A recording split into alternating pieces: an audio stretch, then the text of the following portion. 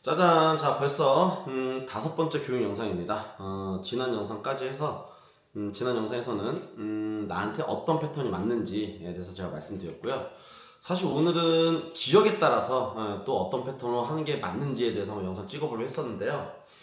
내용이 생각보다 너무 광범위해요. 너무 광범위해서 제가 내용을 좀 이렇게 쭉 정리를 하다가 어느 정도까지 잘라서 얘기를 해야 될까를 좀 고민을 하다가 아직 좀 정리가 안 됐습니다.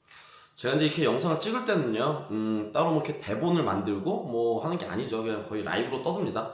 라이브로 떠드는데 그렇다고 뭐 그냥 떠들 수는 없잖아요. 하기 때문에 영상을 찍기 전에 저 혼자 이렇게 이런 식으로 노트에 말씀드린 내용들 한번 혼자 점검해 보면서 그냥 써봅니다. 이렇게 써보고 그리고 나서 이제 영상을 틀어서 제가 떠들기 시작하는 건데요. 이 지역 가지고 제가 말씀 쭉 정리를 하다가 너무 하여튼 광범위해가지고 요거는 제가 내용 다시 한번 정리해서 말씀드리도록 하고요. 자, 오늘은 이제는 이 전까지 영상들의 내용들은요, 저희가 일하는 어떤 전체적인 아우트라인에 대해서 제가 말씀드렸었고요. 오늘은 이제 우리가 일하는 거에 있어서 실질적으로 운전에 관해서 한번 말씀드려볼 겁니다. 운전하는 거에 대해서 가장 기본 중에 기본일 수 있죠. 우리가 운전하는 거에 대해서는요. 여러분들이 딱 들으셨을 때 아니 뭐 대리 뭐 운전하는 거 뭐 교육 영상으로 할 것까지 뭐가 있냐 라고 생각하시는 분들이 굉장히 많으실 거예요. 근데 오늘 영상을 여러분들 처음부터 끝까지 들어보시면 하실 거고, 오늘 영상 들으시면서 만약에 모르셨던 부분들이 있으신 분들은 하루에 전업 기준 했을 때 3만원에서 5만원 정도 매출이 올라갑니다. 저도 이 초보 때는 이런 부분들 몰랐어 가지고 저 사람은 어떻게 운행 시간이 저렇지? 저 사람은 어떻게 저러지?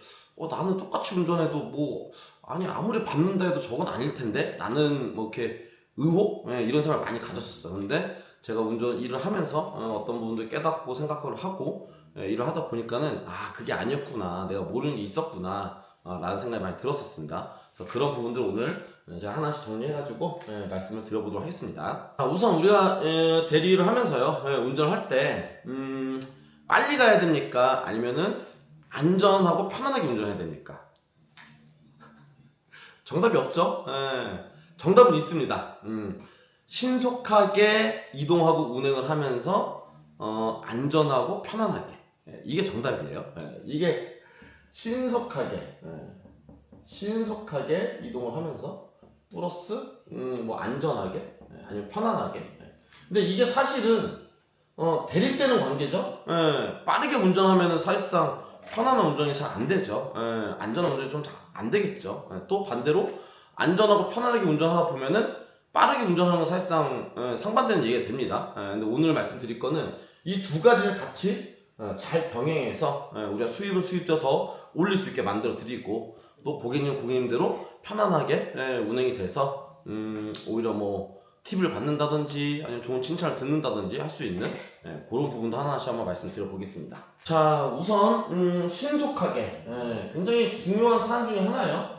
예를 들어서 제가 나가서 전업으로 하는 패턴 일을 할 때는요, 하루에 뭐 10시간, 12시간 이렇게 일을 하게 되면요, 운전하는 시간이 꽤나 오래되죠. 꽤나 오래되고, 실질적으로 운행을 할 때 우리가 제가 10시간, 12시간 일하면 카메라를 하루에 한 몇 개 정도 지나갈까요? 최소한 30개에서 50개는 지나가는 것 같아요. 우리나라 카메라 숫자가 한 10년 전이랑 비교하면요, 두세 배 늘은 게 아니라 왜 이렇게 카메라가 많았는지 모르겠어. 어린이 보호구역부터 해서 뭐 구간 단속부터 해서 50km 도로, 뭐 고속도로, 100km, 110km 도로 해가지고 정말 카메라가 많죠. 그래서 하루에 우리가 운행하면은 적어도 투잡은 뭐 이 정도 안 지나가겠지만 저처럼 전업 기준 했을 때 하루에 10시간, 12시간 일하면 이 정도 카메라 개수를 우리가 지나다니면 됩니다. 여기서 제가 한 가지 질문 한번 더 던져볼게요. 어린이 보호구역의 규정 속도가 30km죠. 30km죠. 30km일 때 몇 킬로부터 카메라가 찍힐까요? 요걸 한번 생각을 해보세요. 아니면 뭐 60km 도로일 때, 아니면 뭐 110km 도로일 때, 몇 킬로부터 속도 위반이 카메라가 찍힌다. 이거 제가 이제 교육하면서 많이 한번 여쭤보거든요. 많이 여쭤보면은 정확하게 알고 계시는 분들이 10%에서 20%가 채 안 됩니다. 이런 대답이 제일 많이 나와요. 10% 이상이다. 10% 이상 초과되면 카메라 찍힌다. 어떤 분은 20%다. 뭐 이런 대답이 굉장히 많이 나옵니다. 자, 정답은 뭐냐면요. 10% 아니에요. 20% 아닙니다. 예, 무조건 어느 규정 속도든 간에 플러스 10km가 초과되는 속도부터 카메라에 찍힙니다. 정확하게 말씀드리면 11km, 11km 이상이죠. 11km 이상부터. 그 얘기는 무슨 얘기냐? 30km 도로는요, 41km부터 찍힙니다. 41km부터. 60km 도로는 71km부터. 110km 도로는 121km부터 속도가 카메라가 찍힌다. 이걸 일단 첫 번째로 이거를 알고 계셔야 돼요. 이게 가장 중요한 거고, 두 번째도 하나 더 있습니다. 자, 그러면 우리가 이 속도라는 거는요, 자동차 계기판 속도가 있고요. 계기판 속도. 그리고 내비게이션 GPS 속도가 있습니다. GPS 속도가 있어요. 이 속도가 같냐 틀리냐 다릅니다. 달라요. 그랬을 때 어느 기준 속도로 우리가 카메라 찍히느냐 이것도 알고 계셔야 돼요. 이 두 가지가 포인트다. 이 두 가지가 어느 기준이냐? 자동차 계기판 속도. 우리가 보통 운전할 때는 자동차 계기판 속도를 보고 운전을 하겠죠. 내비 속도를 보진 않습니다. 왜냐하면 내비 같은 경우는 시선에서 오른쪽 아래나 이렇게 더 떨어져 있기 때문에 운전하면서 계기판을 보게 되죠. 계기판 속도를 보게 되는데 실제로 카메라에 찍히는 거는 GPS 속도로 카메라에 찍힙니다. 그럼 이 속도 차이가 어떻게 나느냐? 요것도 이제 더 정확하게 알고 계셔야 돼요. 속도 차이는 계기판 속도와 GPS 속도가 있으면요.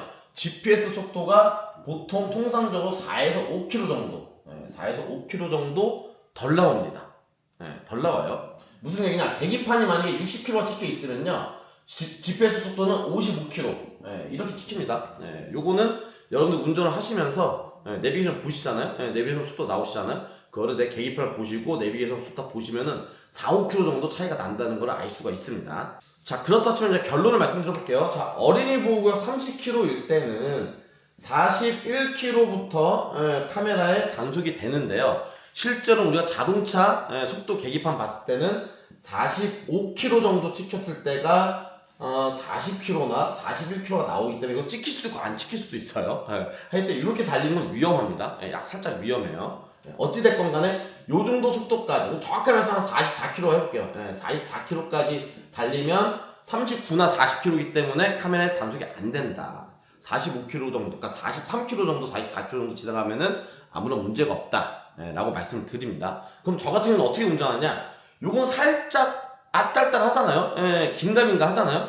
그럼 전 30km 도로면은 그냥 자동차 계기판 속도로 40km 달립니다. 40km. 플러스 10km 하는 거죠. 그럼 이 얘기는 무슨 얘기야? 40km 달리면 자동차 실제 속도는 35km, 36km가 나가기 때문에 단속될 일이 전혀 없습니다. 전혀 없어요. 자, 다른 거 다 똑같아요. 자, 60km 도로다. 그러면 어떻게 해요? 71km부터 단속이 되는 거예요. 하기 때문에 자동차 속도로 70km 달리면 65에서 65km밖에 안 나가는 거기 때문에 GPS 속도는요, 내비게이션 속도는 그렇기 때문에 단속이 안 된다. 70km 달린다는 얘기예요. 자, 고속도로 110km 마찬가지입니다. 제가 120km 밟아요, 보통. 여기 지나갈 때는요. 120km 속도 달리면 실제로는 115에서 116이기 때문에 단속이 전혀 되지 않는다. 자, 근데 이걸 모르시는 분들은 운전을 어떻게 하느냐? 110km 도로잖아요? 그러면 우리가 130, 140 달리다가도 110km까지 다 줄이죠. 그럼 그분은 몇 킬로 달리는 거예요? 105km 달리는 거예요. 저는 몇 킬로 달린다? 115km 달리고요. 10km의 속도 차이가 나겠죠. 이런 차이가 생깁니다. 그리고 요즘에 우리가 고속도로를 타면요, 구간 단속도 굉장히 많죠. 자, 100km 구간 단속 표현해 볼게요. 자, 100km 구간 단속 마찬가지입니다. 평균 속도가 110km까지는 안 찍히고요. 111km부터 단속이 됩니다. 자, 그 얘기는 무슨 얘기냐? 우리가 자동차 계기판을 봤었을 때 평균적으로 110km 정도 다니면 평균 속도가 어떻게 돼요? 105km 나오죠. 근데 저는 이 구간 단속 같은 경우는 어떻게 하냐면요, 더 달립니다. 왜냐면은 구간 단속 저희가 만약에 뭐 10분간 달린다 가정을 해볼게요. 10분간 달리면은 110km를 평균 속도를 내잖아요? 그러면 가다가 또 앞차가 뭐 끼어들기 하면 속도 줄여야 되고 뭐 하잖아요? 그럼 평소에 떨어지게 돼 있어요. 평소에 분명히 떨어집니다. 평속으로 한 120 정도 달리면요, 결국에 구간 단속 지나갈 때 제가 봐서 거의 110km 정도, 평균 속도가 110km 정도 맞아 떨어집니다. 그래서 거의 108km에서 그냥 110km 정도 저는 맞춰버려요. 맞추면 이렇게 해서 지나간다. 근데 이거를 모르시는 분들은, 자, 100km 구간 단속일 때 그냥 평균 속도를 자동차 계기판으로 100km로 달려요. 100km로. 그 얘기는 무슨 얘기예요? 이분은 구간 단속하면서 95km, 95km. 10분 동안 95km 달린다는 얘기입니다. 저는 어떻게 달린다 했어요? 저는 평균 결국은 110을 거의 다 맞춥니다. 그럼 10분 동안 저하고 어떻게 돼요? 15km. 평균 속도가 15km 차이가 난다는 얘기죠. 이게 무슨 얘기예요? 95km 달리는 사람에 비하면은 15%에서 20% 정도 더 빠르게 이동하는, 더 신속하게 이동하는 경우가 생기겠죠. 자, 이 카메라 부분이요, 여러분들이 우리가 실제로 운행을 하다 보면요, 어느 정도의 차이가 나는지 제가 한번 비유를 해서 한번 말씀드려볼게요. 자, 우리가 어린이보호 구역을 지나간다 가정해보겠습니다. 30km 도로를요. 자, 그럼 보통 우리가 저녁 야간 시간 때 운전할 때 어때요? 60km 정도는 달리고 운전한단 말이에요. 그죠? 60km 운전하는데 앞에 이제 어린이보호 구역 카메라 30km 나왔어요. 그럼 저는 어떻게 되겠어요? 60km 달리다가 카메라 앞에 다 썼을 때 서서히 속도를 낮춰서 45 정도 낮추고 카메라 코앞에 갔었을 때 40km 낮춥니다.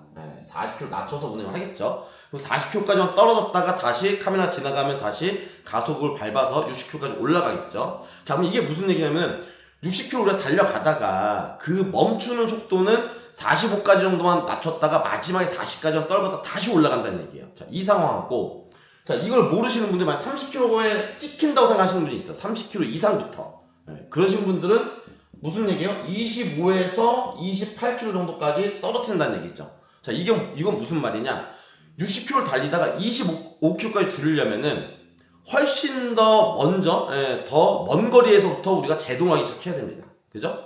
저는 60km에서 45km까지만 줄이기 때문에 훨씬 더 카메라에 가까이 가서 속도를 줄이기 시작해요. 근데 30km 미만으로 떨구려면요, 60km 달리다가 코앞에서 30km 미만으로 줄이려면은 급브레이크를 잡아야 되잖아. 근데 우리가 대리운전을 하면서는 손님 옆에 있기 때문에 그럼 급브레이크를 안 밟죠. 하기 때문에 훨씬 더 멀리서부터 제동을 걸었다가 코앞에서 30km 밑에까지 떨어뜨렸다가 카메라 지나고 나면 25km까지 떨어지는 속도에서 다시 60km 또 올라가야 돼. 그럼 이 앞뒷방으로 속도를 낮췄다, 더 멀리서부터 속도를 낮췄다가 카메라 지나고 나서부터 25km부터 속도를 다시 올리는 경우, 이 갭 차이가 생기죠. 이 갭 차이랑 제가 방금 말씀드렸던 것처럼 40km부터 찍히는구나. 근데 실질적으로는 GPS 때문에 속도는 45km까지는 안전빵 아니지만 거의 안 찍히는구나 라고 생각하고 운전을 하게 되면요, 60km 달리다가 45km 정도 살짝 낮췄다가 거의 그냥 카메라 가까이 왔을 때입니다. 한 200m 정도 남았을 때 속도를 줄이기 시작해서 45km 낮추고 카메라 앞에서 40km까지 살짝 더 낮췄다가 카메라 지나면 40km부터 다시 속도를 올리기 때문에, 가속을 하기 때문에 그 가속하는 속도가 더 빨라지는 거죠. 25km까지 떨어졌다가 60km 올라오는 거랑요, 40km까지 떨어졌다가 60km 올라오는 거는 차이가 생각보다 많습니다. 근데 이런 일들이 어때요? 우리가 카메라 단속이 굉장히 많잖아요. 동탄 같은 데 가보세요. 죄다 30km 도로예요. 죄다 30km 도로. 초등학교가 워낙 많다 보니까. 근데 그런 식으로 운전을 할 때 우리가 그런 차이가 굉장히 크게 많이 발생을 한다. 자, 60km 도로 마찬가지입니다. 자, 60km 도로 우리가 보통 80km, 새벽 시간대, 밤 늦은 시간대 차 없어서 90km 달리죠. 이렇게 달리다가 60km 만나면 저는 어떻게 되겠어요? 90km 달리다가 75 정도 조금만 줄였다가 코앞에서 70까지 낮추고 또 지나가면 돼요. 근데 똑같은 얘기입니다. 이 어린이 보호구역하고 90km를 달리다가 이걸 모르시는 분은 60km 밑으로 언더로 떨어진다 생각하면 55km까지 떨어진다는 얘기거든요. 그럼 거기까지 떨어졌다가 다시 90km까지 올리는, 가속을 그만큼 더 많이 해야 되는, 그 앞뒷방으로 빠지는 이 손실되는 시간이 생각보다 많습니다. 그리고 아까 말씀드렸던 것처럼 구간 단속은 더 이상 말할 필요도 없고요. 자, 이게 제가 카메라 하나당 운행 시간이 적게는 30초에서 1분까지 차이가 나요. 1분까지? 모르겠습니다. 하여튼 30초에서 1분 정도. 그런데 우리가 제가 아까 말씀드렸던 것처럼 하루에 나가서 30개에서 50개의 카메라를 지나간다. 거기에 구간 단속까지 하고 다닌다. 이러면 제가 봤을 때 하루에 저처럼 10시간, 12시간 이렇게 일을 하잖아요. 그러면은 하루에 이 카메라에서만 차이 나는 운행 시간이 제가 봤을 때 30분에서 길게는 1시간까지. 1시간까지 안 낼 수 있겠지만 못해도 30분 이상 차이가 납니다. 이게 무슨 얘기겠어요? 30분이면 매출 기준 얼마 차이가 나는 거예요? 한 2, 3만 원 차이 나는 거예요. 1시간 차이 난다는 거는 실수익으로 3, 4만 원 차이가 난다는 거고요. 장비 기준 했을 때는요. 이 차이가 하루하루 쌓이고 한 달 동안 쌓이면은 월로 봤을 때는 실수익 차이가 만만치 않죠? 만만치 않은 차이가 나는 겁니다. 자, 그럼 카메라 부분에서 이제 한 가지가 더 있죠. 저희가 박스형 카메라는 크게 두 가지가 있습니다. 위에 우리가 도로 달리면서 도로 위에 있는 그게 실제로 진짜 카메라죠. 진짜 카메라고 도로 옆에 있는 박스형으로 되어져 있는 이 단속 카메라들 있잖아요. 이 카메라는 어때요? 99%가 없습니다. 100%라고 말씀드리고 싶지만 혹시나 진짜 어쩌다 한번 있는 경우가 있으니까, 그래서 저는 이 박스형이라고 내비에서 단속 카메라 있다고 얘기할 때는 다 무시하고 그냥 달리는 속도 그냥 그대로 갑니다. 근데 이거를 인지를 제대로 못하고 계신 분들은 이 카메라가 또 다 감속을 했다 다시 속도를 내시겠죠. 또 거기서 오는 또 우리 속도 시간 차이도 무시할 수가 없다, 이렇게 말씀드릴 수 있는데요. 요거 부분은 진짜 99%가 없습니다. 99%가 아예 없다. 실제로 제가 어느 분한테 들은 얘기인데, 만약에 안산시 경찰서가 있잖아요. 그럼 그 지방 경찰서마다, 그러니까 지역 경찰서마다 이 박스형 단속 카메라는 이게 굉장히 비싸대요. 굉장히 비싸서 한 대, 두 대가 있거나 뭐 그러면서 그 유지 보수 굉장히 쉽지가 않다. 그래서 그거를 뭐 설치하고 뭐 하는 경우는 뭐 특별한 어떤 뭐 경우가 있을 때만 그런 식으로 설치를 하는 거지, 그렇지 않을 때는 거의 다 그냥 텅 비어 있는 카메라다. 가끔가다 빨간색 깜빡깜빡 하는 데도 있어요. 그것도 전부 다 그냥 모형입니다. 모형을 깜빡깜빡 하는 데예요. 대다수 그렇다 하기 때문에 이거는 그냥, 저는 지금까지 운전하면서 이 박스형 나왔을 때는 다 무시하고 달렸어요. 다 무시하고 달렸을 때 이걸로 딱지를, 속도 위반 딱지를 받아본 적은 아직까지는 없습니다. 아직까지는 없어요. 저도 이제 운행량이 굉장히 많은 편이잖아요. 운행량이 이렇게 많은 편임에도 불구하고 이래 본 적은 단 한 번도 없다. 그래서 이것도 같이 참고하시면 좋을 것 같습니다. 자, 저 같은 경우는 저희를 시작을 하고요. 대리를 시작했었을 때 한 6개월 차까지는요, 완전히 안전운전만 하고 다녔어요. 왜냐면 일도 굉장히 서툴고, 손님들 만나는 것도 굉장히 아직은 막 제가 뭐 편한 느낌도 아니고, 그리고 안전하게 운전해야지, 또 혹시라도 뭐 빠르게 달리거나 뭐 했을 때 고객님이 막 클레임 걸고 하면 굉장히 불편하지 않을까, 이런 걱정도 앞서고 해가지고, 저는 만약 60km 돌리면요, 그냥 60km에서 정말 달려야 70km, 그 이상 달려본 적도 없습니다. 고속도로 100km 돌으면 100에서 110km, 그 이상 달리지 않아요. 어린이 보호구역 그냥 딱딱 맞춰서. 그 속도 카메라가 그렇게 단속한다는 걸 이미 알고 있었는데, 그럼에도 불구하고 손님 옆에 있으니까 그냥 30km 30km 이렇게 달렸어요. 그러다 보니까 운행하는 시간이, 저는 내비 기준 했을 때요, 만약에 50분 운행이잖아요. 50분 운행이 찍히면 저는 6개월 차까지는 플러스 5분이 더 걸렸습니다. 10%더 걸렸어요. 55분이 걸려요. 지금은 50분 운행이 찍혔다 그럼 무조건 45분입니다. 무조건 45분. 때로는 뭐 40분에 뭐 지방에서 지방 갈 때는 이렇게 40분 운행할 때도 있겠죠. 근데 이렇게 운행하는 게, 여러분들 말씀드리는 게 뭐냐면요, 과속을 하고 난폭 운전하고 이렇게 하라는 말씀이 아니에요. 고속도로 탈 때 한 130, 140 정도만 달려도 충분합니다. 막 160, 170 이렇게 막 말도 안 되는 과속을 하라는 말씀이 아니고, 또 그렇게 달려봤자 평속이 중요한 거예요. 순간적으로 최고 속도가 중요한 게 아닙니다. 운행 시간은 그거에 따라 달라지는 게 아니에요. 오히려 평균 속도가 더 중요하기 때문에 이렇게 그냥 130, 140 정도만 신속하게 달리는 속도만 달려도, 60km에서 한 80km만 달려도 충분하게 운행 시간을 많이 단축시킬 수가 있습니다. 더 중요한 거는 제가 봤을 때는 평속이 중요하기 때문에 카메라를 지나갈 때 속도를 잘 맞춰서 다니시면은 운행 시간을 현저하게 줄일 수가 있습니다. 그럼 이 얘기는 무슨 얘기예요? 한 골 탈 때 55분 운행하던 걸 45분 운행하면 10분이 줄어들잖아요. 그러니까 이렇게 운행함에 따라서 하루에 실제로 운행하는 시간이 예전에 제가 했을 때랑 비교해보면은 30분에서 1시간 줄어들었다는 얘기예요. 그 얘기는 무슨 얘기예요? 1시간 줄어들면은 삥골 2골 더 탄다는 얘기잖아요. 매출이 4, 5만 원 올라간다는 얘기입니다. 그런 차이가 생긴다. 그래서 아까도 말씀드렸던 것처럼 저도 이제 초보일 때 다른 분들 이렇게 영상 보면 어디부터 어디까지 해서 뭐 요금 얼마, 운행 시간 이렇게 몇 분씩 찍어주고 하잖아요. 근데 그걸 봤었을 때, 야, 갸우뚱갸우뚱 하는 거예요. 나도 안양에서 수원을 가는데, 야, 거기를 어떻게 23분 만에 가지? 난 33분, 35분 걸렸는데? 제가 완전히 안전운전 했을 때 기준이에요. 야, 저렇게 밟고 다닌다고? 저건 아닐 텐데. 이렇게 약간 갸우뚱하고 의아했었는데, 막상 제가 이제 어느 순간 이제 그런 생각이 들고 나서 운행을 해보니까, 저도 이제 그런 시간들이 나오고 있으니까요.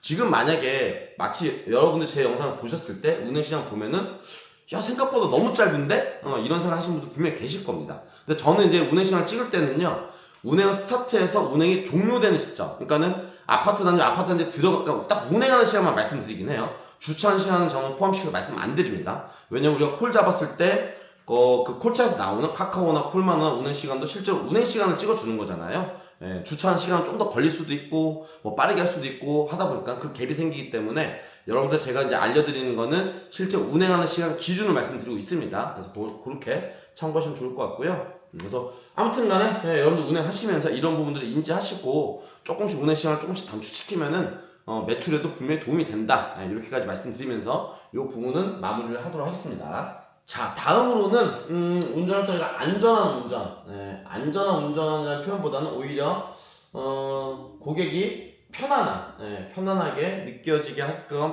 운전하는 방법. 자, 이 부분은 왜 중요하냐면요, 우리가 흔히 말해서 진상이 걸리거나 클레임이 나오거나 하는 경우는요, 사실상은 대다수는 손님이, 고객분이 우리가 운전하는 걸 불편함을 느껴서 그 불편함을 그렇게 표출하는 경우가 굉장히 많습니다. 저는 말씀드렸죠. 작년 1월달인가 2월달에 그 진상 만나서 욕하는 고객 한 번 만나봤어요. 그때 이후로 지금 거의 이제 조금 지난 거의 만으로 2년이 지나가는데요. 2년 운행을 하면서 단 한 번도 진상이나 클레임을 받아본 적이 단 한 번도 없습니다. 단 한 번도 없어요. 그건 뭐냐? 운전이 좋아야 돼요. 안전하고 고객이 편안하구나. 이랬을 때 클레임이 안 들어온다는 거예요. 근데 운전이 서툴다는 표현보다는 고객이 느꼈을 때 보통 뒤에 많이 앉으시잖아요. 근데 막 롤링이 심하다든지, 막 급발진, 급정거하면서 막 몸이 이렇게 자꾸 꿀렁꿀렁 거린다든지, 뭐 등등 해서요. 아니면 아까 말씀드렸던 것처럼 괜히 막 너무 과속을 하고 다닌다든지. 과속이 중요한 게 아니에요. 운행 시간 줄이는 건요. 아까 말씀드렸던 평속이 중요합니다. 근데 그런 거에 대한 이해도가 없이 마음만 급해서 계속 막 과속하고 다닌다든지. 그러면 이제 고객이 진상을 부리거나, 클레임을 걸거나, 혹은 나도 모르게 이제 고객이 사무실 전화해서 이 사람 도저히 운전이 말도 안 된다 이래버리면 우리는 나도 모르게 배차제한이 걸려요. 로지 같은 배차제한 걸리고요. 카카오도 마찬가지입니다. 카카오도 고객이 평점 남길 때 완전히 퇴보할 수 있죠. 빵점 다시 이사 만나지 않기 이렇게 해버리는 순간 우리는 평점이 떨어서 그날이나 혹은 2, 3일 동안 카카오콜 자체가 잘 안 들어옵니다. 클레임이 걸리면요. 그런 부분 때문에 우리는 운전할 때 고객이 편안하게 요 운전을 할 줄 알아야 된다 라는 말씀을 드리는 부분입니다. 자, 그럼 요 부분에 대해서 제가 이때까지 운전해오는 어떤 방법이나 팁들을 지금부터 하나하나씩 한번 말씀드려 볼게요. 자, 첫 번째로는요, 첫인상이 굉장히 중요합니다. 이거는 뭐 우리가 대리를 하면서 손님을 만났을 때 뿐만 아니라 모든 일을 할 때 마찬가지잖아요. 누굴 만나거나 뭐 했을 때도 첫인상이 굉장히 중요합니다. 그래서 누굴 뭐 미팅을 한다는 이럴 때 처음에 인사하는 방법이라든지 뭐 명함을 건네주는 방식이라든지 이런 것들이 굉장히 중요하다는 얘기를 많이 하거든요. 마찬가지예요. 첫인상이 중요하다는 건 뭐냐면요, 당연히 뭐 손님 만나면 인사는 당연히 하겠죠. 근데 그 부분을 말씀드린 게 아니고 운전에 대한 첫인상이 가장 중요하다는 거예요. 자, 이게 무슨 얘기냐? 자, 우리가 손님을 만나고 운전석에 앉았어요. 그럼 안전벨트를 매고 이제 출발하잖아요. 출발한 다음에 운전을 시작한 이후에 3분 동안이 가장 중요해요. 3분 동안의 운행. 저는 이 3분 동안의 운행을 가장 정숙하게 운행을 합니다. 주차장 빠져나올 때 더 조심스럽게 천천히. 지하주차장 올라올 때 마지막에 이렇게 턱이 이렇게 걸리잖아요. 그럴 때 훨씬 더 속도를 거의 5km 미만으로 줄이면서 나와요. 거의 5km 미만으로. 상대방이 봤을 때 이분 굉장히 운전을 조심스럽게 하는구나 라는 느낌을 전해주는 거죠. 첫인상. 그리고 우리가 보통 어디 콜지에서 상권에서 운전하고 나온다든지 어디 아파트 단지에서 나온다든지 식당에서 나온다든지 그럼 좁은 길에서 보통 나오잖아요. 그러다 보면 나올 때 항상 나오는 게 뭐가 있어요? 방지턱이 나오는 경우가 굉장히 많습니다. 3분 이내에 방지턱이 하나 나오는 경우가 굉장히 많아요. 운행할 때. 그 방지턱 하나 넘을 때도 마찬가지예요. 굉장히 이것도 마찬가지야. 10km 미만, 5km 미만으로 아주 천천히 넘어가죠. 첫 번째 방지턱은 그렇게 넘어가는 겁니다. 그렇다고 나머지 방지턱 막 쾅쾅 넘어가는 건 아니고요. 그런데 이제 이게 뭐다? 첫인상, 운전하는 첫인상을 좋게 해드리기 위해서예요. 이러고 나면 그다음부터 고객은 마음이 편해져. 이분이 운전을 굉장히 앞으로도 안전하게 하겠구나 라고 생각을 하시겠죠, 당연히. 그럼 그다음부터는 자, 그러고 나서 우리가 지역을 옮겨가는 콜이어서 고속도로 올려 탔어요. 그랬을 때 한 130, 140 달리잖아요? 아무렇지도 않게 생각해요. 근데 처음 운전할 때부터 시작하면서 또 주차 빠져 나오는데 다 올라서 위에 올라올 때 빨리 달려서 덜컹 한다든지 첫 방지턱 넘는 데부터 그냥 쾅 이렇게 한다든지 그러면 그 다음 번부터 조금만 뭐만 마음에 안 들면 이제 손님은 짜증이 나는 거죠. 근데 그 손님이 술 먹다가 뭐 여자친구가 싸웠어. 아니면 상사한테 더럽게 오늘 깨지고 왔어. 그건 막 짜증 안 그래도 이빨이 나 있는데 그러면서 이제 우리한테 대도하는 클레임을 걸면서 진상이 생긴다는 얘기입니다. 그래서 그런 것들 방지하려면 처음부터 우리가 고객한테 첫인상의 운전이 3분 이내의 운전이 굉장히 중요하다. 그래서 저는 과할 정도로 방지턱을 넘을 때 첫 방지턱 굉장히 천천히 넘어간다. 주차장에 빠져나올 때 굉장히 천천히 나온다. 이렇게 말씀을 드리겠습니다. 자, 다음은 우리가 운전을 할 때요, 고객님들이 불편을 느끼는 거가요, 이렇게 차가 우리가 회전 방향으로 돌아갈 때가 있잖아요. 회전 방향 이렇게 돌아갈 때 차는 롤링이 생기죠. 롤링이 생겨서 몸이 이렇게 기울어지죠. 일로 기울어지고 반대로 일로 기울어지고요. 그럴 때 이제 그게 이제 너무 기울어지면은 불편을 당연히 느끼겠죠. 특히나 술 마신 상태에서 있기 때문에 몸이 막 이렇게 왔다 갔다 하면 뭐 울렁거릴 수도 있고, 그래서 그런 분들 불편 많이 느낍니다, 고객님들이. 자, 이게 이제 이렇게 생긴 회전하는 구간의 도로라고 보실게요. 이랬을 때 우리가 보통 만약에 어떻게 도냐, 2차선에 있어요. 2차선에 있으면 2차선을 그대로 돌면 회전 반경은 이렇게 차가 이렇게 가겠죠. 이렇게 갑니다. 이렇게 하면서 뒤에 있는 손님은 롤링이 생겨서 이렇게 한쪽으로 기울어지는 이런 현상이 일어나겠죠. 저 같은 경우 이럴 때 운전 어떻게 하느냐, 이쪽으로 왼쪽으로 틀어졌을 때는 인아웃으로 가는 거예요. 인아웃으로. 반대일 때는 아웃인으로 들어가는 거고요. 인아웃으로 가는 게 무슨 얘기냐면요, 자, 1차선에부터 스타트를 해요. 1차선부터 여기서 인아웃, 이쪽이 인이죠. 인이고 이쪽이 아웃이에요. 이쪽이 아웃이겠죠. 이쪽이 인코스. 우리가 뭐 자동차 경주할 때 뭐 많이 얘기가 나오는 표현인 건데, 여기서 1차선에서부터 갈 때요, 깜빡이를 우회전 깜빡이 켜고 이렇게 들어갑니다. 이렇게 인아웃 이렇게 들어가. 그럼 어떻게 돼요? 회전 반경이 이거보다 훨씬 적죠. 그러니까는 뒤에 앉는 손님이 거의 롤링이 안 생깁니다. 이런 식으로 운전을 하면요. 물론 당연히 운전을 할 때 뒤에 차가 얼마큼 있는지 없는지 당연히 보고 운전을 해야 되는 거고요. 근데 우리가 운전을 하다 보면요, 외곽 지역이라든지 늦은 시간이라든지 이럴 때는 차량 교통량이 없는 도로가 굉장히 많죠. 교통량이 없는 데서 이런 회전 반경을 만나는 경우가 상당히 많습니다. 그럴 때 뒤에 앉아있는 손님이 롤링 거의 없게끔 이렇게 운전하면 훨씬 더 도움이 된다. 또 아니면 또 하나 있어요. 또 하나, 우리가 톨게이트 인터체인지 들어가고 나올 때 완전 이렇게 한 바퀴 뺑 돌잖아요. 한 바퀴 뺑 돌 때는, 그때는 인사이드에서 인사이드로 도는 게 가장 좋습니다. 이렇게 안쪽으로. 바깥으로 돌면은 반경이 더 커지잖아요. 반경이 더 커져요. 반경이 더 커진다는 건 롤링이 더 심해진다는 얘기입니다. 그래서 톨게이트 인터체인지 들어가고 나올 때는 인사이드에서 인사이드로 들어가는 게 좋다. 그리고 회전 반경이 큰 데서는 인사이드에서 아웃사이드로. 이 반대일 때는 반대입니다. 아웃사이드에서 인사이드로 들어가면 돼요. 그렇게 하면은 거의 차가 회전을, 만약에 그냥 한 차선, 2차선 간다고 했을 때요, 반경을 만약에 70% 회전을 돈다고 가정하면요, 제가 방금 말씀드렸던 거 하면 그 절반밖에 회전 안 합니다. 그렇기 때문에 훨씬 더 운전이 편안하다, 이렇게 말씀드릴 수 있고요. 자, 마지막으로 이렇게 편안한 운전하는 거에 대해서 한 가지 팁만 더 드리면요, 술 먹은 상태에서 우리가, 그러니까 저는 이제 택시를 많이 타보잖아요. 가끔 타보긴 하는데, 타면은 진짜 운전이 불편한 기사님들이 있어요. 방금 말씀드렸던 것처럼 좌회전 하는데 그냥 1차선으로 잡아 돌리는데 60km 그대로 돌려버려. 그럼 나 몸이 이렇게 획가닥 하죠. 인터체인지 말씀대로 그대로 돌면 그냥 뭐 왔다리 갔다리, 회전 방향 있는 데서도 그냥 속도 줄이지도 않으면서 그대로 그냥 냅다 돌리면 내 몸 그냥 휙휙 돌아버리잖아요. 그럼 굉장히 불편합니다. 그런데 이거보다 더 불편한 거는요, 차가 급가속, 급정거 할 때는 몸이 어떻게 되냐면 앞으로 띵 이렇게 털컹 이렇게 되잖아요. 이 순간적으로 이렇게 되는 게 되게 뒷자리에 앉아있으면은 엄청나게 울렁거리고 엄청나게 짜증나요. 그러니까 이렇게 운전하는 습관을 가지신 분들이 있어요. 어떤 분들이냐면은 앞차의 간격을 거의 막 그냥 꽁지 물고 다니는 사람들 있잖아요. 막 1m, 2m도 안 되게 바로 붙어서 앞차 나가면 바로 그냥 쫓아가서 그냥 급가속이죠. 붙여서 쭉 붙이고, 그럼 내 몸은 또 앞으로 이렇게 내버리고, 또 앞차 쓰면 또 바로 서야 되잖아. 그러니까 급정거죠. 급정을 또 바로 밟으면 내 몸은 또 이렇게 돼버리고, 왔다리 갔다리. 거기다 커브도 때 옆으로 왔다리 갔다리. 이러면 이제 막 술 먹은 상태에서는 돌아버리고 오버히트 나오는 거죠.